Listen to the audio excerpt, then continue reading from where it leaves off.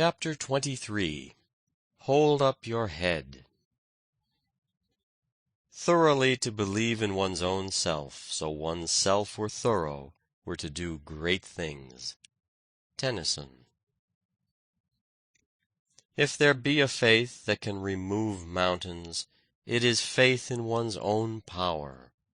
Marie Ebner Eschenbach. Let no one discourage self-reliance. It is, of all the rest, the greatest quality of true manliness. Kossuth.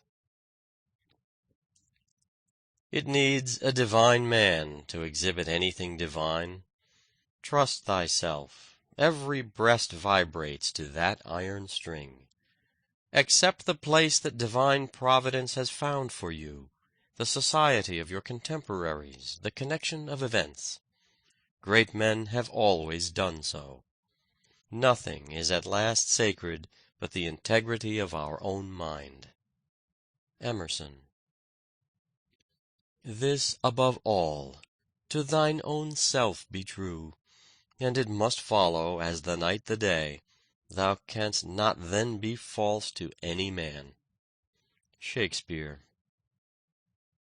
Yes, said a half-drunken man in a cellar to a parish visitor, a young girl, I am a tough and a drunkard, and am just out of jail, and my wife is starving.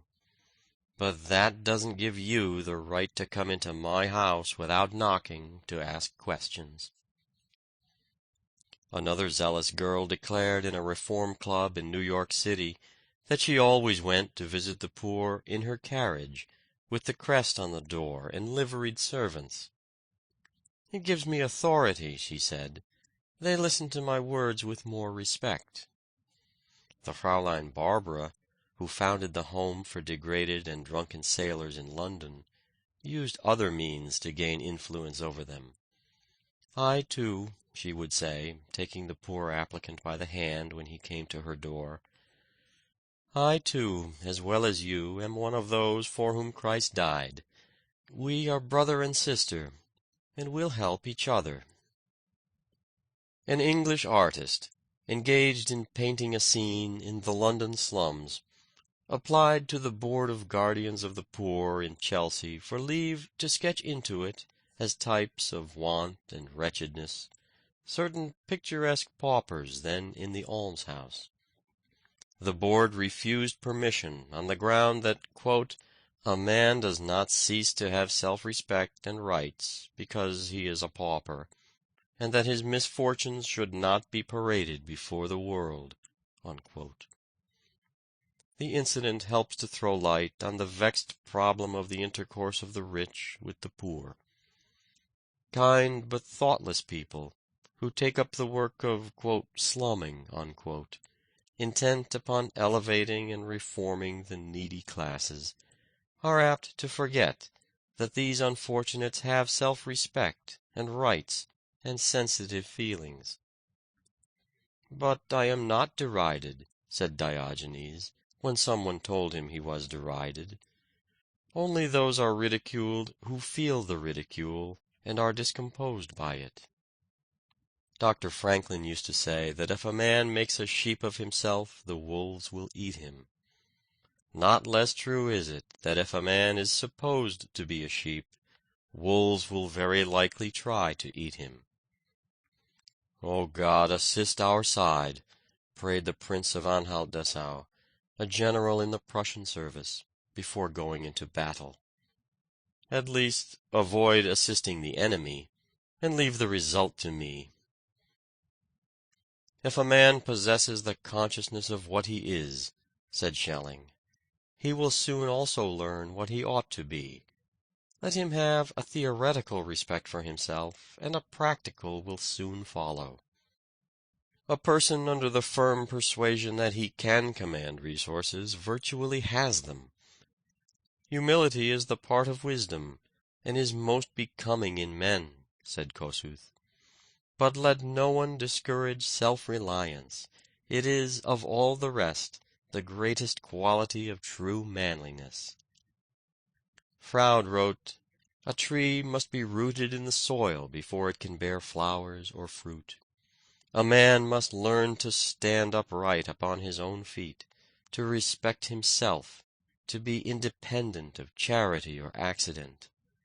It is on this basis only that any superstructure of intellectual cultivation worth having can possibly be built. "I think he is a most extraordinary man," said John J. Ingalls, speaking of Grover Cleveland. "While the Senate was in session to induct Hendricks into office, I had an opportunity to study Cleveland as he sat there like a sphinx. He occupied a seat immediately in front of the vice president's stand, and from where I sat I had an unobstructed view of him. I wanted to fathom, if possible, what manner of a man it was who had defeated us and taken the patronage of the government over to the democracy. We had a new master, so to speak, and a Democrat at that, and I looked him over with a good deal of curiosity. There sat a man, the President of the United States, beginning his rule over the destinies of 60 millions of people, who less than 3 years before was an obscure lawyer, scarcely known outside of Erie County, shut up in a dingy office over a livery stable. He had been mayor of the city of Buffalo at a time when a crisis in its affairs demanded a courageous head and a firm hand, and he supplied them. The little prestige thus gained made him the Democratic nominee for governor, and at a time, his luck still following him, when the Republican party of the state was rent with dissensions. He was elected, and, still more luck, by the unprecedented and unheard-of majority of nearly 200,000 votes. 2 years later his party nominated him for president, and he was elected. There sat this man before me, wholly undisturbed by the pageantry of the occasion, calmly waiting to perform his part in the drama, just as an actor awaits his cue to appear on a stage. It was his first visit to Washington. He had never before seen the Capitol, and knew absolutely nothing of the machinery of government. All was a mystery to him, but a stranger not understanding the circumstances would have imagined that the proceedings going on before him were a part of his daily life. The man positively did not move a limb, shut an eye, or twitch a muscle during the entire hour he sat in the Senate chamber. Nor did he betray the faintest evidence of self-consciousness or emotion. And as I thought of the dingy office over the livery stable but 3 years before, he struck me as a remarkable illustration of the possibilities of American citizenship. But the most marvelous exhibition of the man's nerve and of the absolute confidence he has in himself was yet to come. After the proceedings in the Senate chamber, Cleveland was conducted to the east end of the Capitol to take the oath of office and deliver his inaugural address. He wore a close-buttoned Prince Albert coat, and between the buttons he thrust his right hand, while his left he carried behind him. In this position he stood until the applause which greeted him had subsided, when he began his address. I looked for him to produce a manuscript, but he did not, and as he progressed in clear and distinct tones, without hesitation, I was amazed. With 60 millions of people, yes, with the entire civilized world looking on, this man had the courage to deliver an inaugural address, making him President of the United States, as coolly and as unconcernedly as if he were addressing a ward meeting. It was the most remarkable spectacle this or any other country has ever beheld. Believe in yourself. You may succeed when others do not believe in you, but never when you do not believe in yourself. "Ah, John Hunter's still hard at work," exclaimed a physician on finding the old anatomist at the dissecting table. "Yes, doctor, and you'll find it difficult to meet with another John Hunter when I am gone." Heaven takes 100 years to form a great genius for the regeneration of an empire, and afterward rests 100 years, said Kaunitz, who had administered the affairs of his country with great success for half a century. This makes me tremble for the Austrian monarchy after my death. "Isn't it beautiful that I can sing so?" asked Jenny Lind naively of a friend. "My lord," said William Pitt in 1757 to the Duke of Devonshire, "I am sure that I can save this country, and that nobody else can." He did save it. What seems to us disagreeable egotism in others is often but a strong expression of confidence in their ability to attain. Great men have usually had great confidence in themselves. Wordsworth felt sure of his place in history, and never hesitated to say so. Dante predicted his own fame. Kepler said it did not matter whether his contemporaries read his books or not.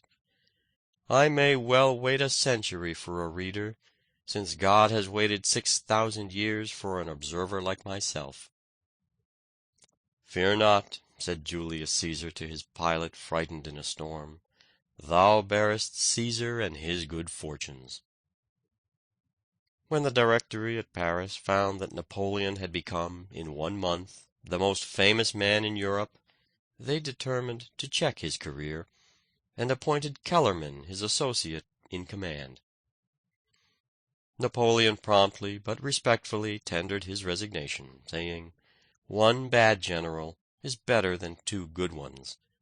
War, like government, is mainly decided by tact."